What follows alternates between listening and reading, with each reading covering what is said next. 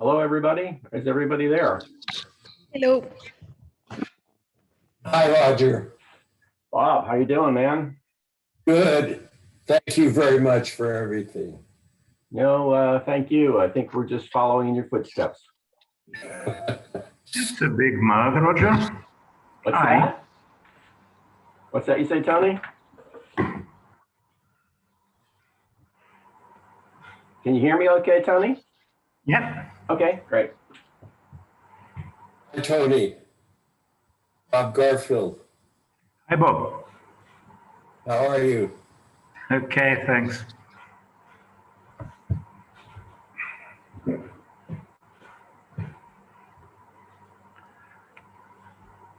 I think we should wait just a minute or two here. I have only 3 minutes before the hour.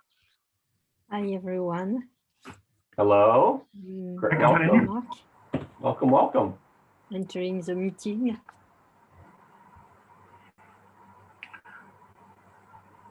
Let's wait. Hi, Professor Mark. Bob Garfield. Welcome.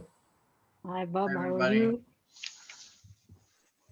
Roger, is it Sunshine next to you? This is my dog, new dog, Newton. Sunshine, unfortunately, went the way of the farm in the sky, and we got a new dog, Newton. Oh, well, life is moving on. Yeah.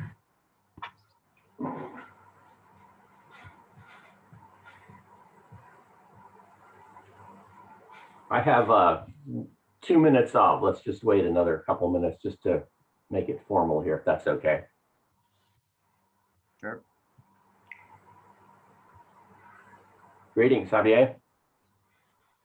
Hi, Roger. Great to meet you all. And thank you again for organizing this session. All right, well, we'll see how it goes. I haven't asked for any feedback yet, so I haven't gotten any feedback, but I will, after the end of this session, I will wait a while, maybe a day or two, and ask for everyone to give feedback on how they think it went, how we can do to improve it.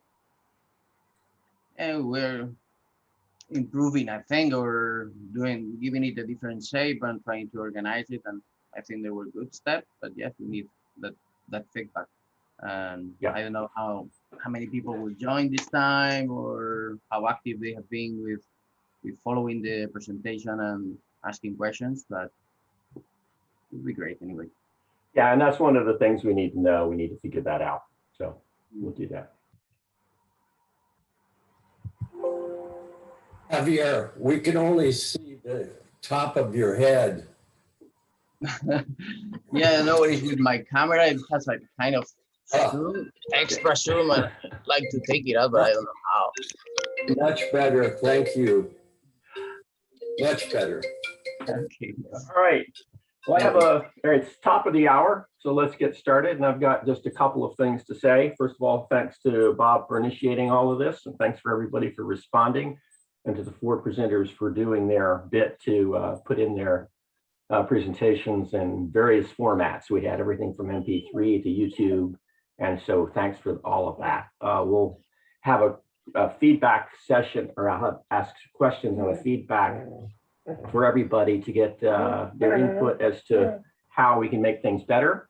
And we are recording this session, so if anybody has any objections to recording, please either let me know or simply sign off at the current time. So one way or the other. The recording will be available to all of the participants in a short while. Long and short of it is that I'm going to be sharing the screen pretty soon, and we will immediately begin with presentations, and I have no particular order. Tony, I see you're there first, so maybe we can get started with you. The questions were given to each of the presenters, and they do not have to stick with this, but we ask everybody to stay within about 15 minutes just to kind of keep it from getting to be too long. And as I say, additional questions can be done sent offline. So I'm going to be sharing my screen now. And I'm going to be turning it over to Tony, if I can. Oh, Roger, there is Yes. not really a need for that. I don't have my slide here at home. I left it in the office computer, but I lost connection to the office computer. There is something going on in the Okay. college at the moment. So I will remind in a few words the major point I was trying to make in my presentation, and that was that antagonists of calcium-activated chloride channels inhibit uterine contractility.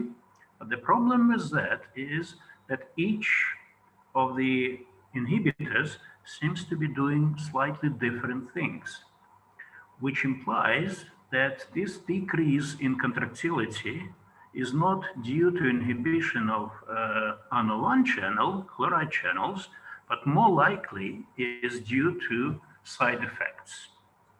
Okay, so if you have tocolysis, that is tocolysis because of off-target effects of the inhibitors. So I'm questioning the role of ANO1 channels as a target for tocolysis. What do they do? Well, that's a good question. We are trying to understand that, and hopefully in the future we will be clearer about it. But at the moment, I think the only one role I can ascribe to them is a contribution to the maintenance of slow depolarization, on top of which there are spike action potentials.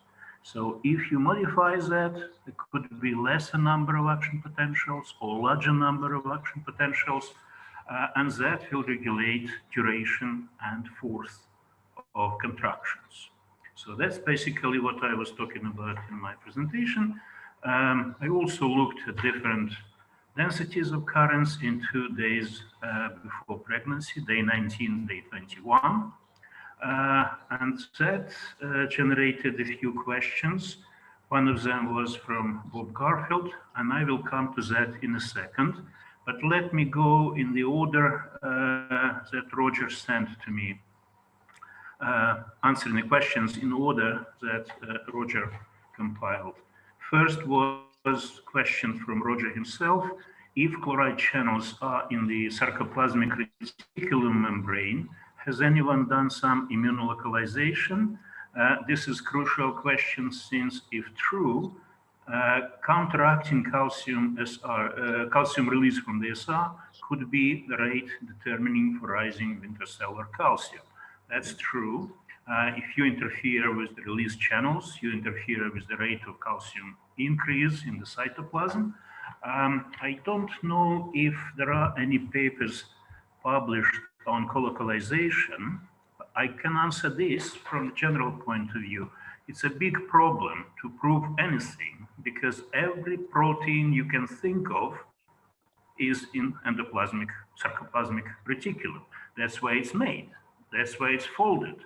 So if you do immunostaining for some markers of sarcoplasmic reticulum, and then immunostaining for ANO1 or L-type or whatever channel you have colocalization because they are there, plus on the membrane, of course. So that's the problem. Whether or not these channels, ANO1 channels, contribute to intracellular calcium release through IP3 receptors is a big question. I don't know. There could be a common off-side effect, off-target effect of the inhibitors. So you apply inhibitor, you see no calcium release or diminished calcium release, as we saw.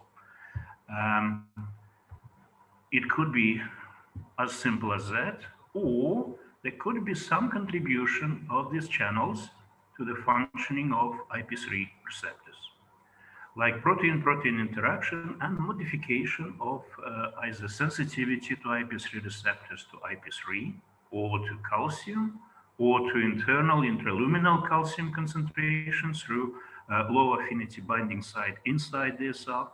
Somehow IP3 receptors may be modified by these channels. This requires further work. Was question from Catherine. When you say 1/3 of rat uterine smooth muscle express ICL calcium, is for pregnant or non-pregnant uterine. Pregnant uterine at the end of pregnancy. That's where we looked at, starting from day 17, ending by day 21, non-laboring myometrium. And that is all cobbled together. And we introduced rather arbitrary criterion for the channel, for the tail to be resolved. It has to be at least 3 times of standard deviation of noise. And if you measure, use that criterion, you find cells which do not express chloride channels. What we did in recent work, we tried to repeat these experiments, but we separated 19-21 day and we measured everything. So if a cell does not show tail, we still count it and we average. As a result, because of larger number of cells not expressing or because of lower density of cells expressing this channel, we found a difference. We found a difference between day 19 and day 21. There is lesser number of channels in day 21. And that works well with previously published data by Andy Blanks in collaboration with George. They published a paper together, George Gallis and Andy Blanks, where they looked at expression of mRNA and protein in pregnant versus non-pregnant myometrium. And again, in pregnant myometrium, there seems to be lesser number of channels. So what it means in terms of tocolysis, would you chase something that is diminishing before labor? It's up to you, but I wouldn't. I mean, what's the point? Yeah.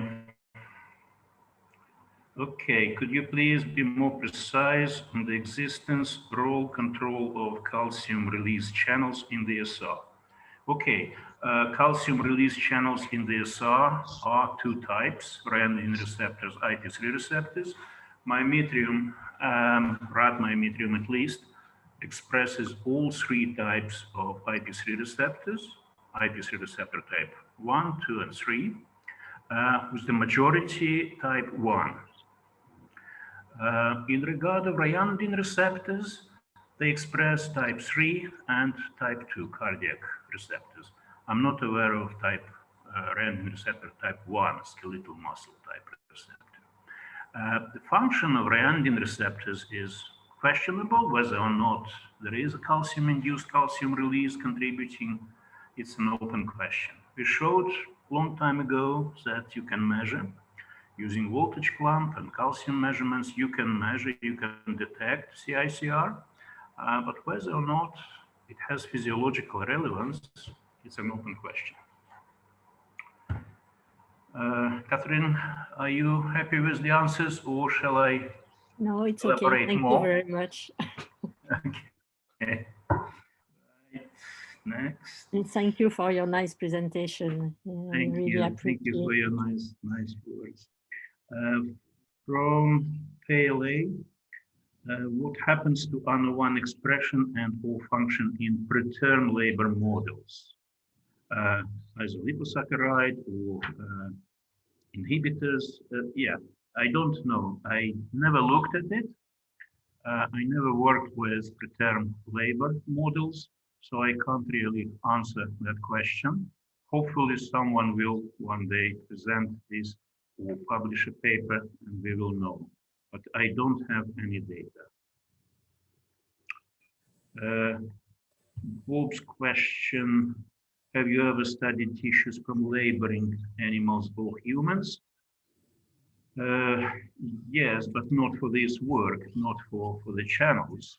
So I know what laboring myometrium is, how it is different from non-laboring, but I don't have anything on ANO1 channels as expression of function in laboring versus non-laboring. What we did, we compared before the drop in progesterone and after drop of progesterone, just before labor. So we will take a rat, sacrifice a rat at day 21, somewhere around 10 o'clock, and it will deliver next night if you leave it alone. So it's a few hours before delivery. The myometrium is non-labor. What's the relevance of your studies to ion exchange during events which occur during labor? Well, that's a big question. What events do you mean? You mean activation of labor? I wouldn't go into that because I may get lost and never come back. What I'm trying to do is to understand how myometrium works, how spontaneous activity is achieved. And I do believe that the mechanism is kind of universal in non-pregnant versus pregnant versus laboring. What is happening, what is different in these three states are some modifying factors. So I'm not dealing with those factors. I'm trying to understand how it works in the first place. And that should be pretty similar to other types of smooth muscle. But when you look into it, you discover a huge variety of peacemaking mechanisms in different types of smooth muscles. If you ask Kenton Sanders what pacemaking mechanism is, of course, these are ICCs, these are cellular, how they govern spontaneous activity. In GI tract, fine, probably. They claim in the myometrium as well. I doubt it. You take smooth muscle cells, isolate them, and then just observe, and approximately 1/3 of cells in any digest will show spontaneous activity, spontaneous action potentials. Similar observation could be made for GI tract. But if you look at whole organ or strip tissue, a strip of gut or myometrium or something, they also show spontaneous activity, and these mechanisms can be different in the gut, in the ureter, in the uterus. So these differences is something that we need to understand, and that will help us to understand myometrium much deeper. So that's what we are trying to do. We are trying to look into different types of spontaneous activity, starting from synovial node in the heart, which is studied and studied and studied and continue to be studied, and looking into, say, ureteric smooth muscle, urinary bladder, and in the uterus. So sorry, Bob, I don't have much useful information on what happens in laboring myometrium versus non-laboring. I'm way before that. I've got probably a long way to go before I can answer that question. Yeah, that's basically all my questions. And I still have 1 minute, Roger. There you go. Anybody else have anything they would like to ask Tony?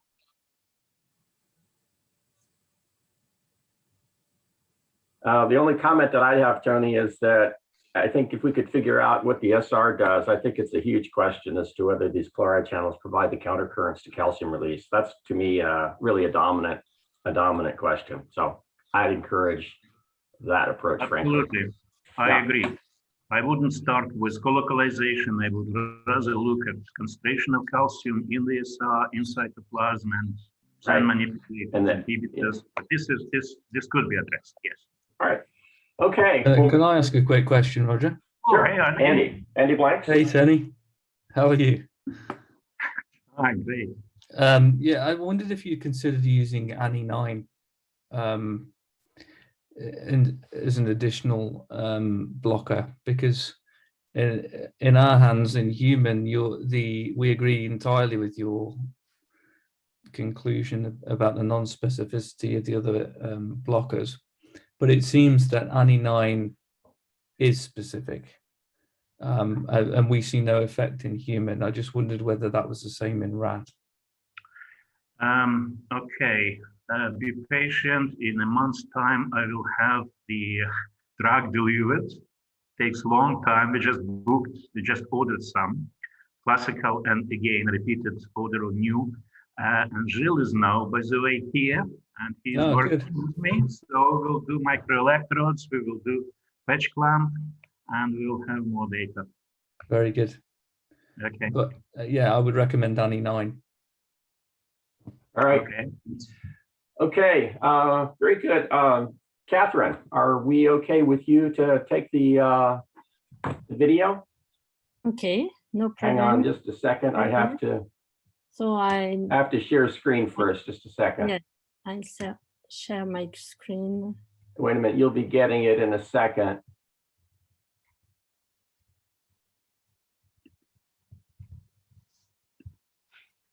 It's not possible for me. You have to activate the sharing screen for the participant. I got it. Yeah, I just did it. So I hope that got it. I think you have to click on yes or something. Okay, it's getting better.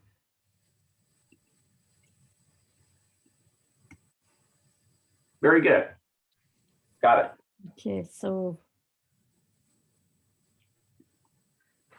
my talk was focused on 2 directions. I'm working on it presently. The first one is more a clinical approach that aim to home monitor women with risk pregnancy in order to detect as soon as possible preterm labor. And we worked on the recording of the signal, on the automatic segmentation of burst of contractile activity, then selection of features that will permit to characterize the evolution of this contraction, and in order to use them as input to the diagnostic tool in order to predict as soon as possible the imminence of labor.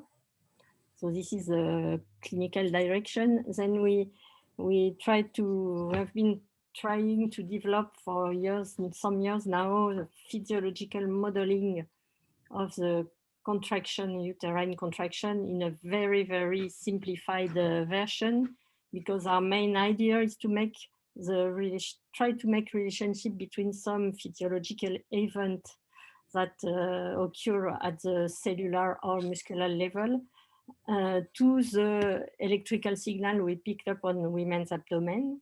So we have developed a multi-scale from cell level to electrode position on the women abdomen, and multi-physic, including electrical and mechanical activity. This mechanical activity is presently being improved by using finite element modeling, which is a classical tool for mechanicians. And our main aim is to simulate the mechanotransduction process, which is one of the clues that permit to synchronize the whole uterus during efficient contraction. But this model will also permit us to test some processing tools in order to see if they evidence some physiological phenomenon involved in the uterus or not.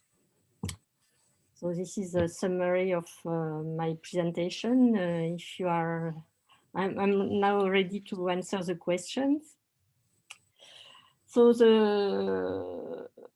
I have prepared answers to all the questions, but I'm not sure I will have time to do it. So I have classified them in some themes. The first one related with this clinical part, EHG processing, relates to electrode number and position, because Roger and Javier asked question in the opportunity to record signals with other electrodes positions than the one we used in our team. In our different previous studies, optimal electrode location is a monopolar or bipolar recording was either better for signal to noise ratio or discrimination between pregnancy and labor, or automatic segmentation. The main identified location has been along the vertical axis of the women. This result could be explained by the fact that these positions correspond to the location where the electrode seems to be closer to the uterus, especially during contraction when the uterus tends to round and to move towards the women's abdomen. So getting closer to the electrode in this middle axis. So increasing the database is a problem everyone has when trying to detect preterm labor. So increasing the database could be possible with other electrode position. For example, in Javier's team study, they use the horizontal electrodes that are parted from this, part away from this vertical axis. But the signal may be more corrupted in that case by noise when we move away from this vertical axis. And Javier asked how many electrodes we should use, because I use 16, in our team we use 16 electrodes, but when working for the home monitoring device, for sure, less electrode will be preferable. And in a previous study, we also tested the opportunity to detect properly the contraction by using a reduced number of electrodes, in our case 6 electrodes, and we choose electrodes that permit the best automatic segmentations of the burst of activity. So these were the 2 answers to the 2 questions related with electrode number and position. Concerning the database we used during our work, in the presented talk, we used 2 databases of signal, one recorded with pregnant women during normal pregnancy follow-up monitoring, and the second was used for collected from women that were hospitalized at the AMIA hospital for preterm risk delivery. So these patients were admitted and presented contractile activity associated with a shortened cervix. And as answer to Javier's question, we managed to record the signals at their admission just before the administration of tocolytic agents. So we cannot compare with or without the tocolytic agent. And with these 2 populations, we noticed some differences in these 2 populations, some classification method being more efficient in predicting imminent labor on normal pregnancy and other one in risk pregnancy. And as we did not get any preterm deliveries in the normal pregnancy group, we were not able to compare also the characteristic of the signal in case of preterm labor in both populations. Concerning the processing of the EHG signal, Roger question if the low frequency cut that I use may be too high, because there appears to be a low frequency signal from 0.05 to 0.2 Hertz. You're right, Roger, I completely agree with this observation. In early pregnancy, the signal seems to be of lower frequencies than later on and than during labor. So it may contain components below 0.2 Hertz. But this frequency band we use, we do not use, we reject below 0.2 Hertz, also correspond to the baseline frequencies. So baseline between 2 contractions. Preliminary study done a long time ago permitted us to select the bands that permit to make the difference between contraction burst and baseline. And these frequencies are over greater than 0.2 Hertz. That's why we are using only this frequency band.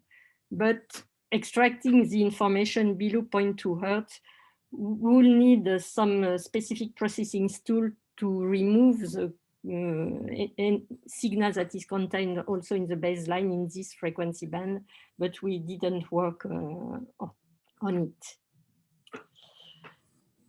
So the other question were concerned with the modeling part, physiological modeling.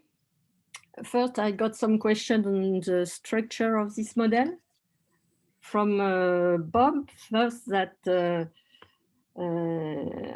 asked if we can, with our model, specify the change in the cervix that are associated to the first stage of labor and the abdominal contraction in the second stage. At this time, no. The answer is no, because as a first approach of this model, we try to focus only on pregnancy contraction. And in pregnancy contraction, we consider the cervix as closed and fixed, which permits us to justify that the assumption that we get a constant volume inside the uterus. And this volume is very important. This constant volume is very important because it permits us to compute the intrauterine pressure and to answer Roger's question concerning the increase of IUP and the Laplace law. The simulation of IUP we used in our model is based on a very different approach than the one based on the Laplace law. The finite element modeling that we use to compute the IUP is based on the discretization of the uterine wall in very small elements, more than 1,000 elements in the case of our databases of uterine anatomy, pregnant uterus. Each element is thus considered as flat. Indeed, its surface ranges between 1 and 3 millimeters square millimeters. So the curvature of this element is not the key value that permit to compute the IUP. The increase in IUP is in fact due to the shortening of the contracting element that tends to reduce the intrauterine volume, which is assumed to be constant. And our model, assuming that the amniotic fluid included in this constant intrauterine volume is incompressible. In that case, any shortening of the membrane surrounding this volume gives rise to an increase in intrauterine pressure. That's the way we compute the IUP.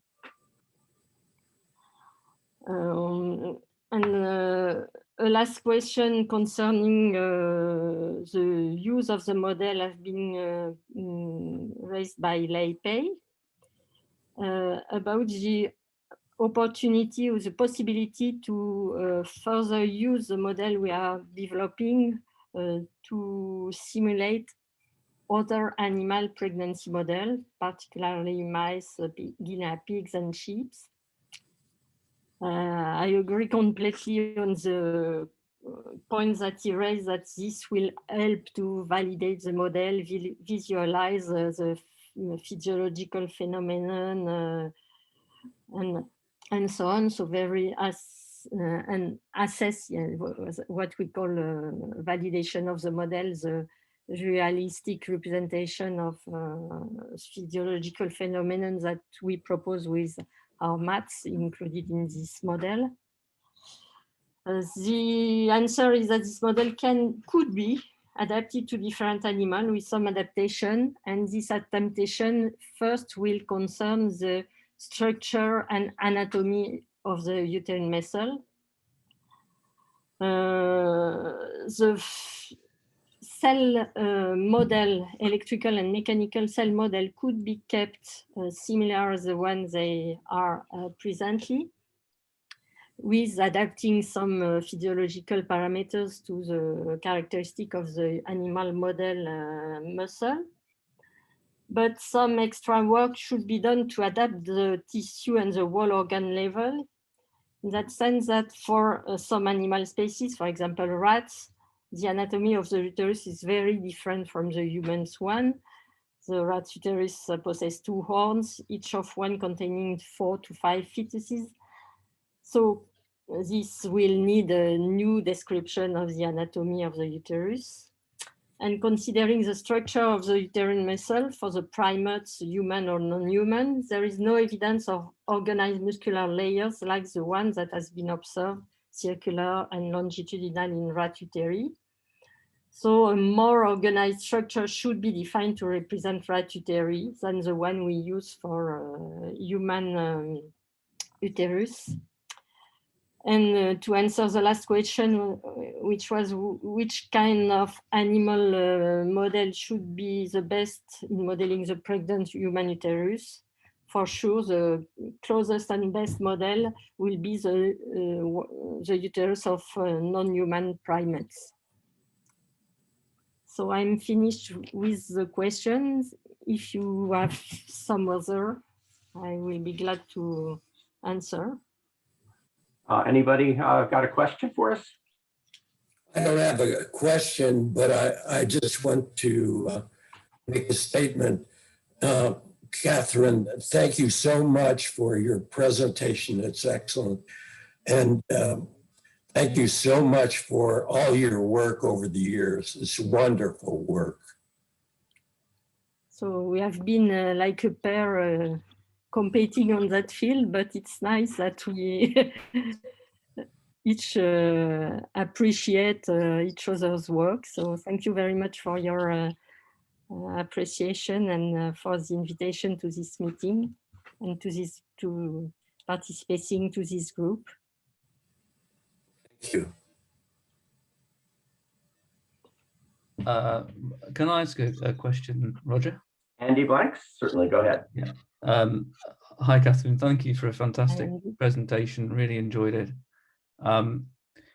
You, on your finite element modeling that you just mentioned, you select why did you select the size for your elements that you did? Was it a question of computational expediency? I mean, could you go lower than that and maybe introduce some anisotropy into the system to try to model where spread could and could not go?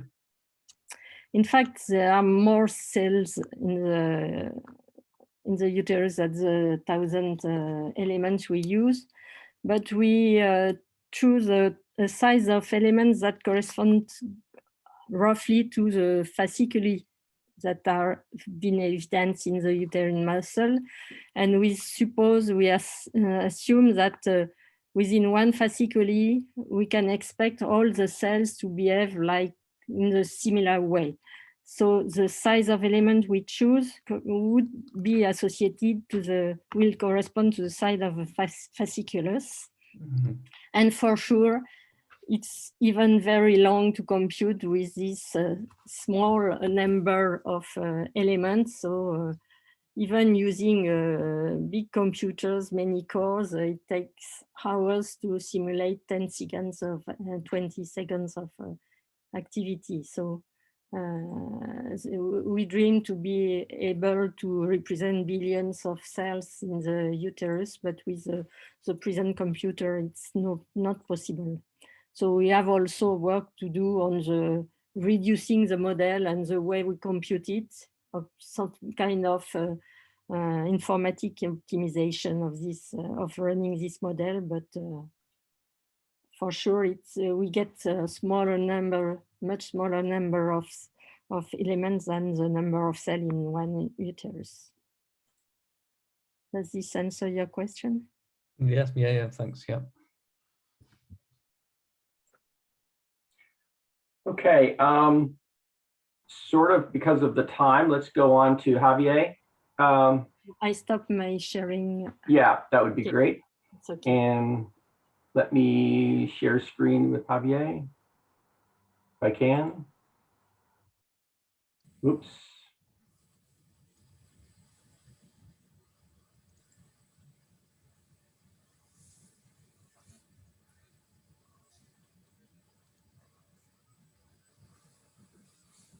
I'm not being very successful here.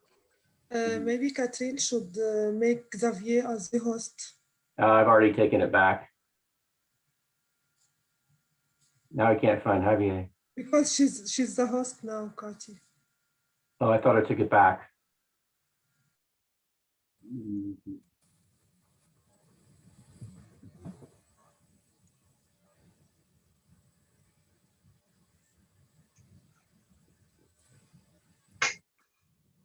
All right, Javier, I think you're going to have a box appear. I think so, yeah. Okay. Yeah. I think I can do it here. Is it sharing? Yes, good. Okay, perfect. Well, my first, thank you for letting me do the presentation and for organizing all these workshops. I think it's great for all of us. And my presentation, as it was about the effect of drugs in uterine myoelectrical activity, and we were presenting results in two scenarios. One's related to the use of tocolytic therapy, and another one used to labor induction drugs. And the main objectives and what we have been dealing and presenting results on were in the first scenario related to the effects of the drug. In fact, we have been working with atosiban, and we wanted to see the effects of the drug, to see the results that we had in different parameters from the electrohysterogram that are aiming to represent different characteristics of the electrophysiological condition of the uterus. And we check the effect of the atosiban at different stages of the drug, before the drug, during the first period of the drug treatment, and after drug treatment. And also separating in two different groups, depending on if women were delivering preterm or at term, and checking if there was a different behavior. And our results pointed that yes, there was a different behavior and different effect of the drug in these two groups. And the second scenario was related to the use of labor induction drugs. We have been working with two drugs, misoprostol and dinoprostol.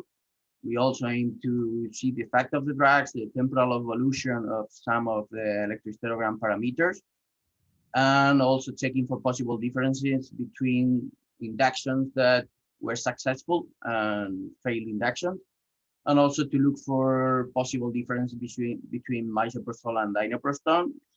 We found some differences in all these cases. I don't want to repeat the results and so on, but dinoprostol proved to be slower in their effects, and we also proved to have different behavior and different effects during the first 4 hours of labor induction in successful induction than in failed inductions. In successful induction, we saw trends that were similar to the changes that are usually observed from pregnancy to labor, but in a very close and very short term, in hours.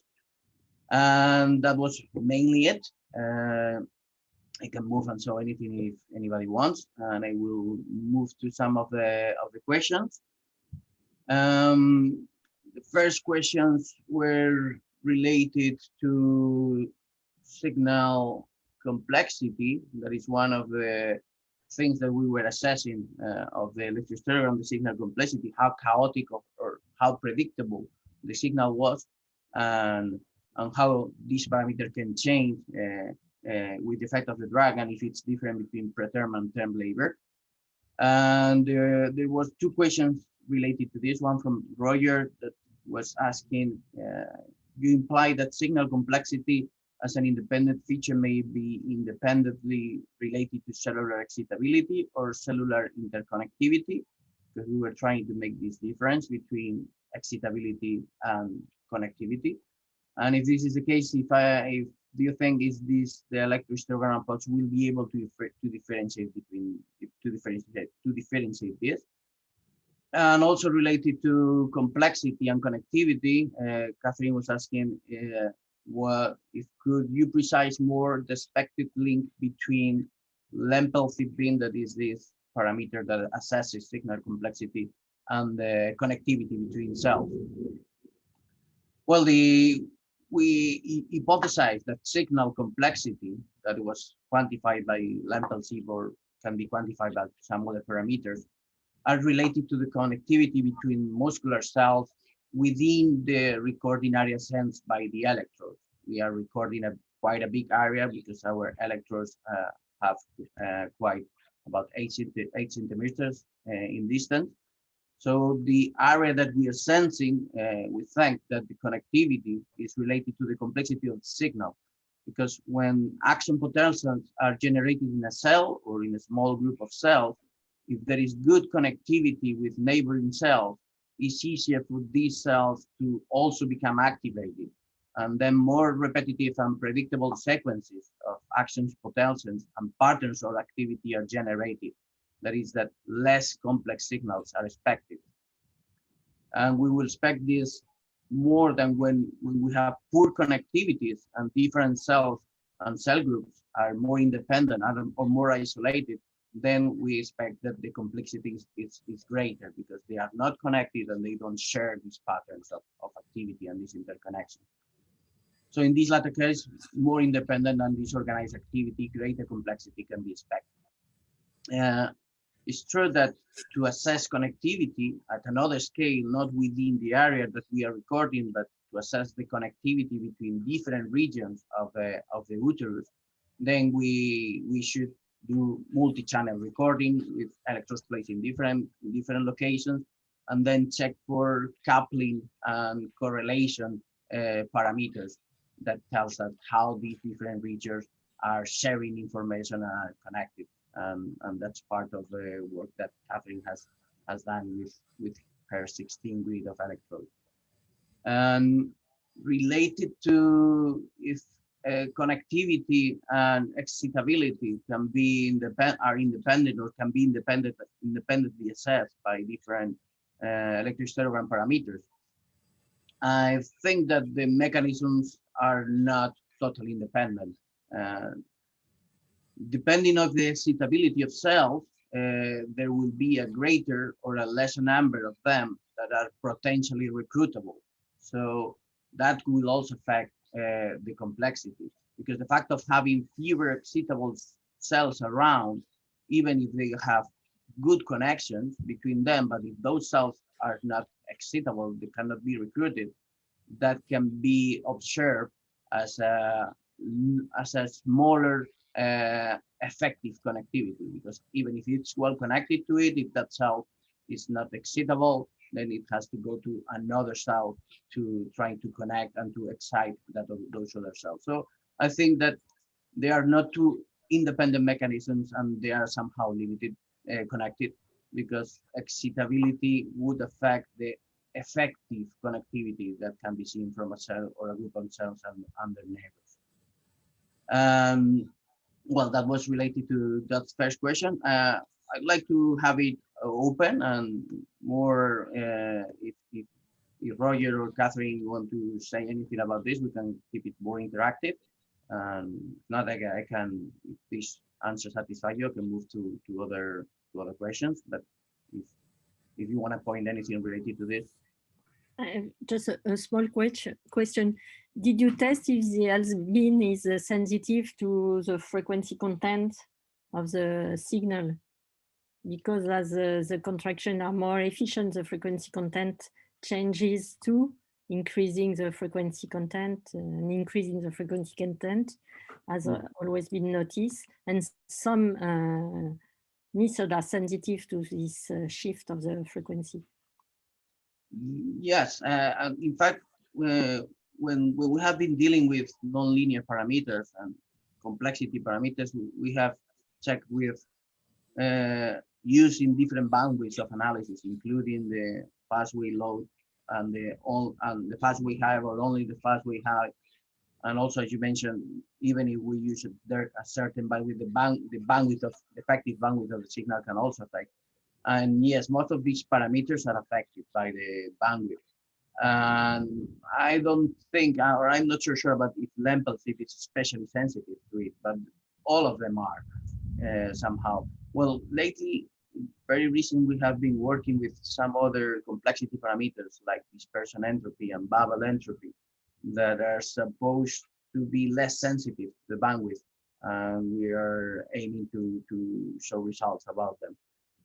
But in general terms, they can be affected, and depending on the bandwidth that we use, we will have greater or smaller complexity values, and that shift to higher frequencies may also somehow affect the result from them. Thank you. Quick comment, Javier. I think that what I was getting at in my question was that I'm actually asking if indeed you would anticipate more complexity with greater connectivity. That's, you stated that just previously and again just now that just beforehand, just thinking about it, I would think that greater connectivity would lead to less complexity. And if that not what your LZ bin on S4 shows, is that not what that shows right there? Well, that's not what we have been seeing in results, and of course, in an hypothesis, there's always a part of interpretation. But what seems to be quite clear, or what seems to be shown in different studies, is that the closer the labor is, the greater with the connectivity between cells. And it's also true that the closer the labor is, we have seen that the complexity decreases because the signals are more organized so that we can have more synchronized contraction. So we think that that's the relationship between them. And once that you have good connectivity between the neighboring cells, when one of those cells is activated, is excited, then it spreads to the surrounding one. And if that happens again and we have good connectivity, similar patterns, similar sequences would be expected.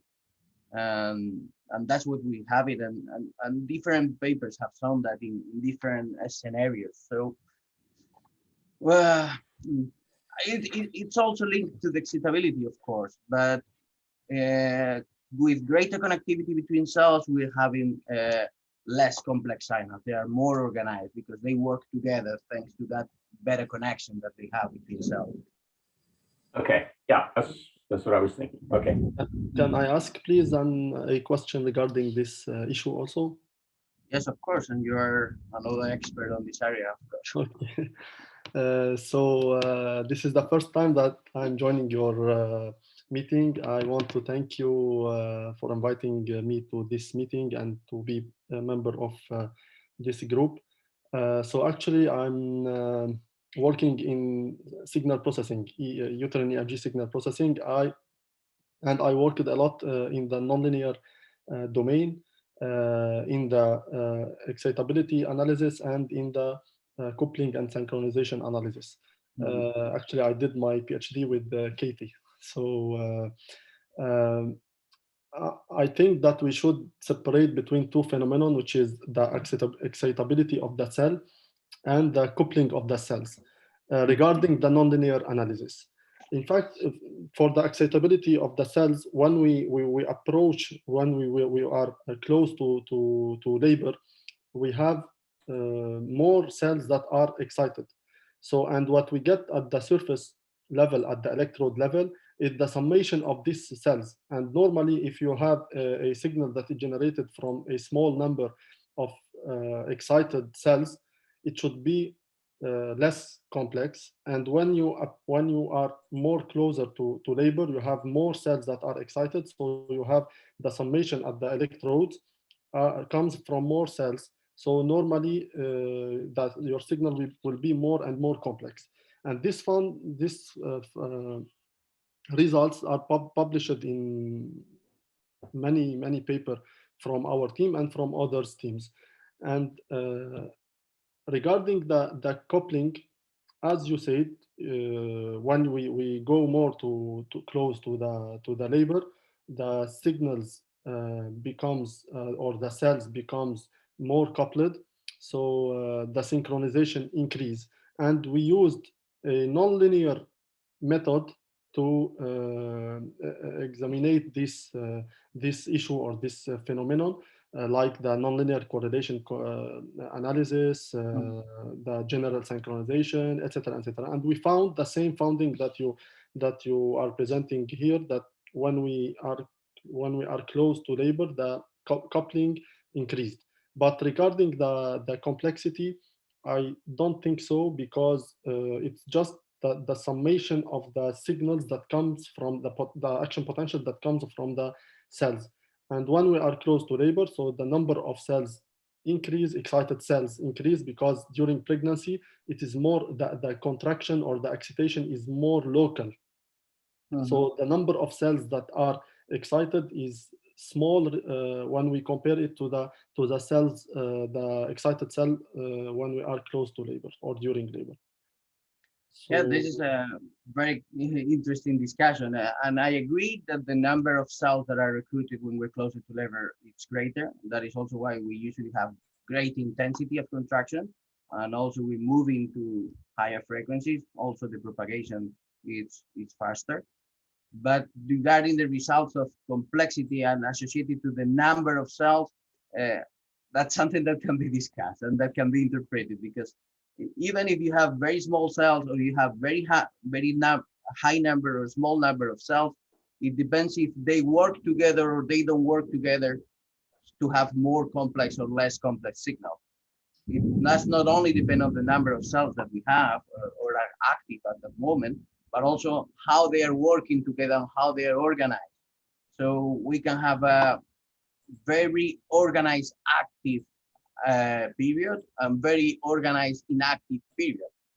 And in one we will have lots of cells recruited, and in the other case we can also have a lot of cells recruited. So yeah, I think that some of the papers of your group have also pointed in that direction. But I'm aware of your work, of most of it, and I think we agree in most of our results and most of our interpretations. But yes, it's good that we have this kind of discussion and that we have different point of views too. Yes. Okay, well, let me make an interjection here, and I think that that conversation probably should be continued on, certainly, but I think maybe we should move on to Ivana, if that would be okay. Okay, I have some other questions that I didn't have the time to answer. I will just try to answer to you in an email or whatever, so that I know who was it. And if we have time later, maybe we can continue. Thank you, Roger. All right, thank you. Okay, if you could release the screen.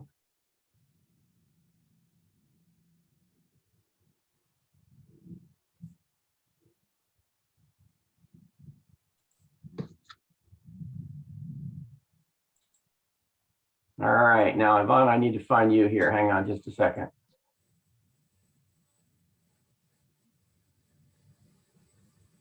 Okay, sorry, I'm having a hard time, having a hard time finding it.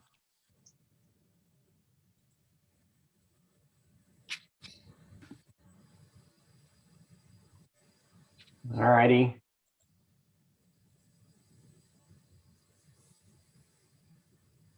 Well, maybe you could start speaking. Yes. As I try to. Do you find me now? I see you now. There we go. Okay. Okay. I see you, but I'm having a hard time sharing your screen.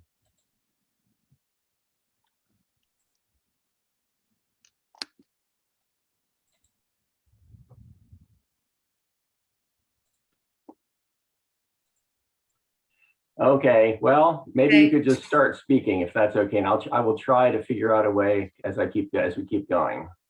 Okay, so hello to everyone. I haven't really introduced myself before.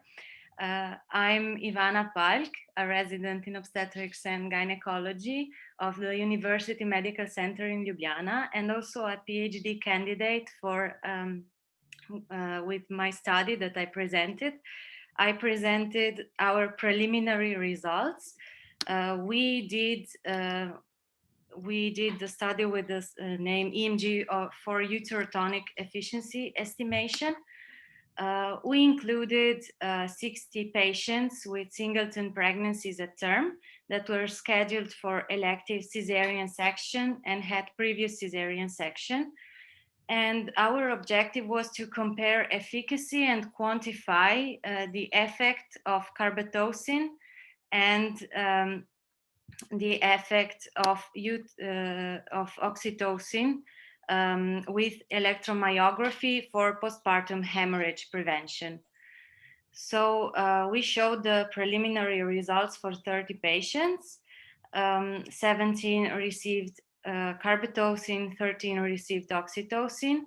Our primary outcome we looked at was the power density spectrum, and the secondary outcomes we looked at were the peak amplitude, number of bursts, burst duration, interval between bursts, and we also looked at the difference in hemoglobin and hematocrit.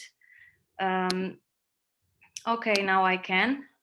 I'll try to share my screen. Just a second. Do you see? Yes, you're good. Just a second, so I'll show.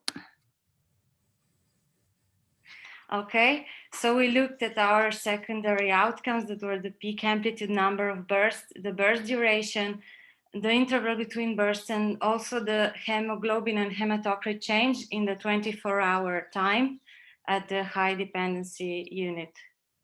There were a few questions, so I'll start similarly like Catherine did by theme, and I'll start by answering the question from you, Roger Young, about the half-life of the two drugs that were given. The question was that oxytocin, when given as a single intramuscular dose, may not last 2 hours, while carbetocin may.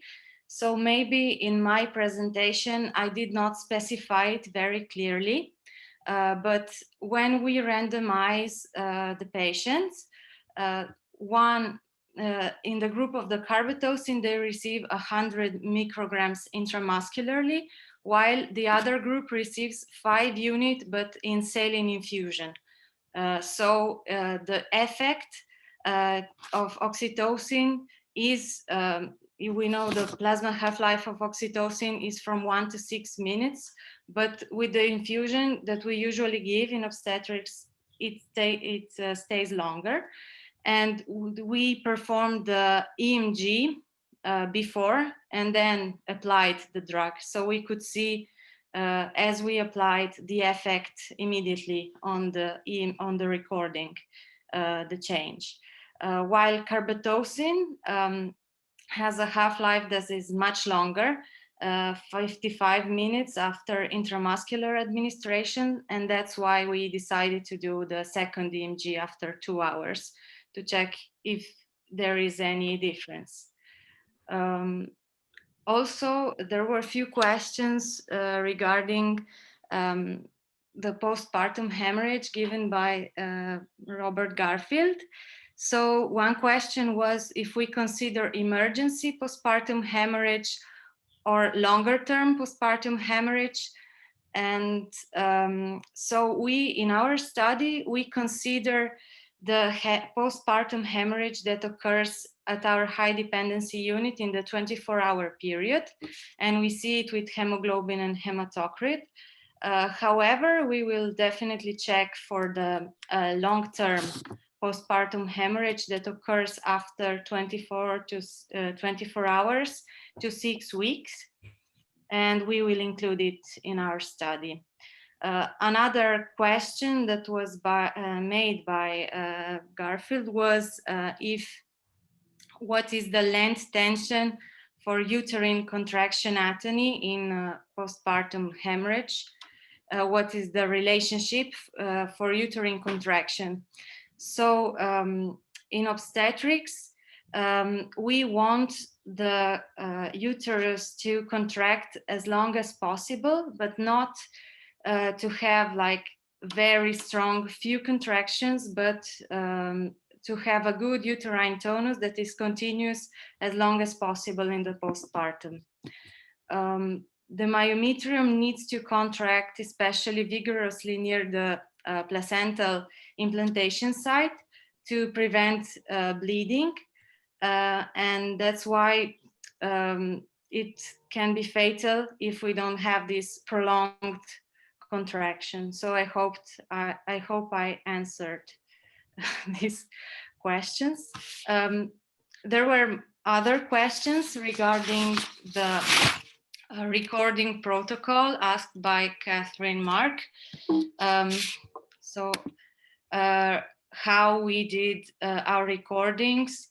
So let me show you. We used a 4-electrode arrangement around the navel, 2 sets of bipolar electrodes that were symmetrically arranged around the navel. and were 5 centimeters apart. This photo is from a pregnant uterus, but we did the same on the postpartum, on the belly after C-section. And then we asked our patients to be still as possible and wrote down any movement that could be a possible noise for our recording. And we carefully wrote it down, so we will exclude it for analysis. Then this uterine AMG was recorded using the Shmygol monitor from Reproductive Research Technologies, and the obtained data, we analyze it with the lab chart program from ADI Instruments. Data were sampled at 100 Hertz, and we filtered the power density spectrum curve for frequencies 0.3 to 1 Hertz using Fourier transformation. There were also a few questions, and we agree with, there was a question of Roger about, is there a reason why we choose to analyze the data this way, as it might be very complicated, and we have to agree. We started and did our study based on the knowledge that was made from the previous study made on pregnant uterus in our facility. Although the EMG postpartum quite differs, and there are only few studies that did that on human uterus. So we did a pilot study and tried to do an EMG in 5 women after C-section, and they received oxytocin. And we saw some contractile elements, if not similar to bursts, but not bursts as you said, Dr. Roger Young, but we saw that, and that after we analyzed these 5, we decided to go on and do it in 2 groups. So now I'll show you the EMG, how it looks like before oxytocin application. This, as you can see, you don't see the time scale. These are 5, the big square is 5 minutes and the small ones are 1 minute each. So this is an artifact, as you can see. This is before the drug application, and this is the signal after. Here we applied the drug, and you can see the artifacts occurring to movement that we excluded from analysis.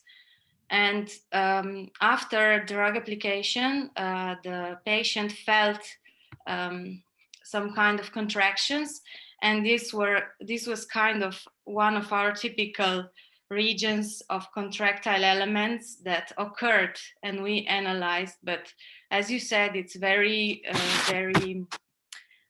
complicated, so we are open for suggestions. And I thank you again for pointing this out, and also taking your time to listen to our preliminary results. So thank you very much. Okay, are any other questions for Ivana?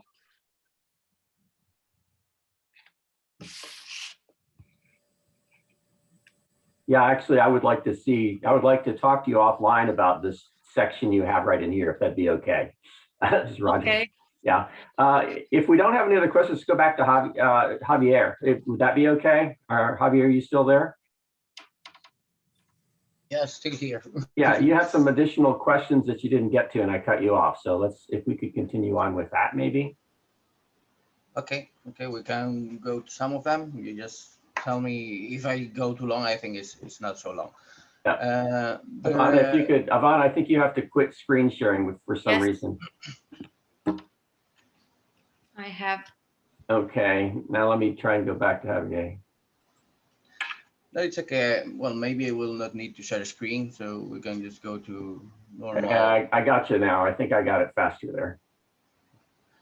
Okay. So there was one of your questions, Roger, that regarding the labor induction, we saw, well, I will, if I have the chance, I will share the screen only so that Got it. people can, Yep. we were showing it was results regarding the effect of labor induction drugs. And one of the things that we showed was that there was a shift toward higher frequencies. And we see that the mean frequency of the signal and that the, the energy of the fast wave high comparing to the fast wave low was also increasing when we were when labor induction was going to be successful with the progress of the induction. And you were asking if we have also seen this shift toward high frequencies in patients normally progressing in labor. And we have not specifically studied the evolution of that in normal progress labor, but there are several studies that have deal with the normal progress of labor. Most of them focus on the power of the signal that was increasing, but there were also some some publications that said that that also saw that shift toward higher frequencies. They showed that the peak frequency of the spectrum was increasing when during the first stage of labor as the cervical dilatation does. So yes, that has also been seen in the progress of normal labors. And also going back to complexity, although it may be a more polemic thing, also people studies from other authors have seen that complexity decreases from latent phase of labor to the active phase of labor. So yes, in normal progress of labor, we also see this increase in higher frequency content and this decrease of the signal complexity.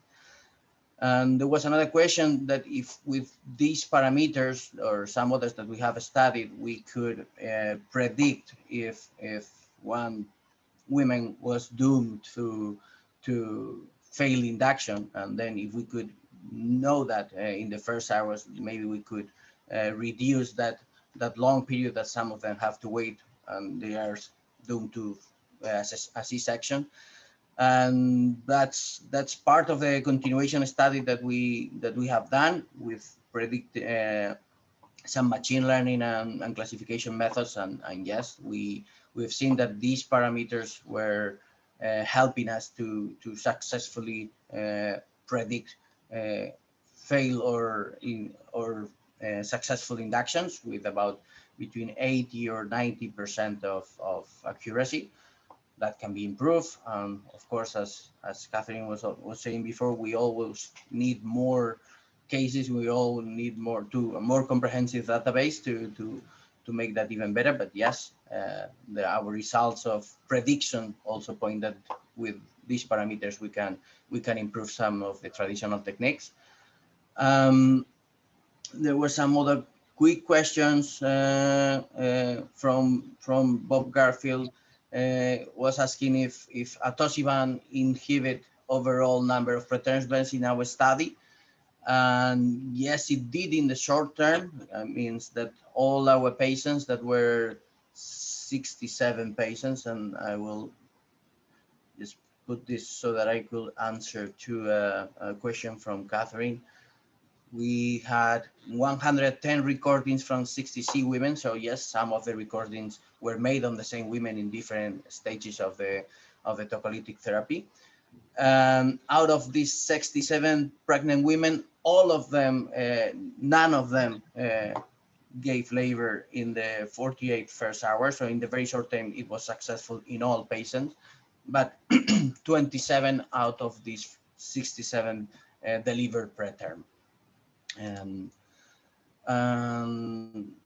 There was another question if in labor induction that was asked by Bob Garfield, Dr. Garfield, if we consider the use of oxytocin in place of prostaglandins for induction studies. And I would not dare to answer that question because I'm not a clinician at all, but I just wanted to be a kind of loudspeaker to ask this question to the audience, if that would be interesting or not. What I can say is that in the hospital that we work with, labor induction is started with prostaglandins, and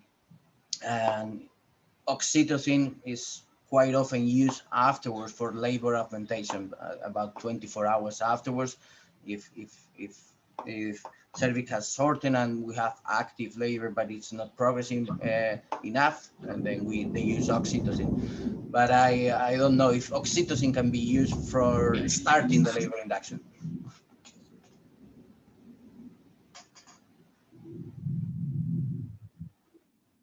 Okay, so I guess no one else wants to get into that. I can. Yeah, you That's asked, what that I actually think. has about 5 questions in it, and it's a complex question and complex answer, I think, Yeah. personally. Okay, okay. Thank you, Javier. So that was mainly it. Some other questions were really short, and I think Okay. All right. Well, is there anyone else that has any comment? Because if not, we'll give it a minute, give it a few seconds for anybody else to say hello or add in their 2 cents worth if you'd like. Wim, I think I saw you there. Are you there? I just want to tell that this last study concerning the efficiency of induction is of great interest for a clinician, and I have started my PhD thesis with this subject, which is not an easy one. So I would like to thank Javier and his team to have done this very interesting study. Thank you. Okay, thank you. Roger. Can I? Oh, sorry, Bob. Go ahead. One thing we have to decide before we leave today is who's going to take on the next chapter. Well, what I thought I'd do, Bob, is put out an email asking to split this up. And this is about 4 different projects that we could have about 3 or 4 different people helping on, you know, selecting speakers, making sure the questions are collated and things like that. So what I'd like to do is I'd like to sort of put an email out to everybody, and I'll arbitrarily split the services, you know, split the functionality, and then ask for volunteers of people that are going to be able to do that. And It sounds good. Yeah. Good. Okay. Tony, did you have any comment? Well, a brief one to what Catherine was presenting, and Javier as well. There is a similarity about complexity, connectivity of cells, excitability. This is all great. I enjoyed that very much. Thank you. One comment I wanted to make was that somehow nobody is considering connectivity between excitable and non-excitable cells, i.e. fibroblasts. Everyone is happy to ignore them, but physiologically, they can play an important role. If you have non-excitable cells carrying capacitance, carrying leak, connected to excitable cells, you are adding another current sink, and that will impact propagation of action potentials between neighboring myocytes. This is something that is well developed, well studied in cardiac physiology, and I think we have to look into uterine myocyte fibroblast connections and estimate possible impact on propagation of action potentials through myometrial. And also, regarding to what Catherine was modeling, feedback, mechanoelectrical feedback, mechanosensitivity. Again, cardiac fibroblasts show mechanosensitive channels. You don't know if the same property is intrinsic to uterine fibroblasts, but this is something we will be looking at in the near future. So hopefully we can build a better picture of this. Thank you. Tony, do you mean by fibroblasts, you mean interstitial cells of Cahill? No, just No. fibroblasts. The most neglected ones, fibroblasts. So I would think. Go ahead, Catherine. I'm sorry. No, it's okay. I would be very interested in having some information, Tony, if you have some reference to transmit me concerning this fibroblast connection, because I didn't hear of it before. Oh, no, nothing in the myometrium. I don't have anything, but okay. there's the huge literature for the heart, for the myocardium. Okay. Yeah. Because this in the myometrium, we can easily associate to each element of our model conductivity and excitability that can be controlled. We thought about defining like a connective tissue, for example, which is not contractile at all, but has elastic properties. So we can do this. But if you have information about the fibroblast, it would be very interesting because you can test and model it. I will definitely share if I have anything. So as soon as I've got anything, I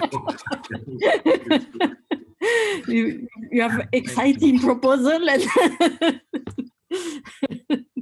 so I'll check on the cardiac muscle. Thank you very much, Tony. Yeah. Okay. Well, I would like to thank everybody for participating. We do have a recording that I will be sharing with everyone else or everyone that participates. And as I mentioned with Bob briefly, I'm going to be trying to divide this up into reasonable chunks of work to be done for the next meeting. And there will be a questionnaire coming out about how we can improve things as well. So I'd like to thank everyone again. Thank you very much, Roger. Thank you all for your participation. Thank you very much, Roger. Okay. Thank you. Thank you. Okay. Thank you. Thank you, Bye. Roger. Thank you, all the speakers. Thank you. Thank you. Bye-bye. Bye. Bye. Bye. Thank you. Bye. Thanks, Bye. everyone. Thank you.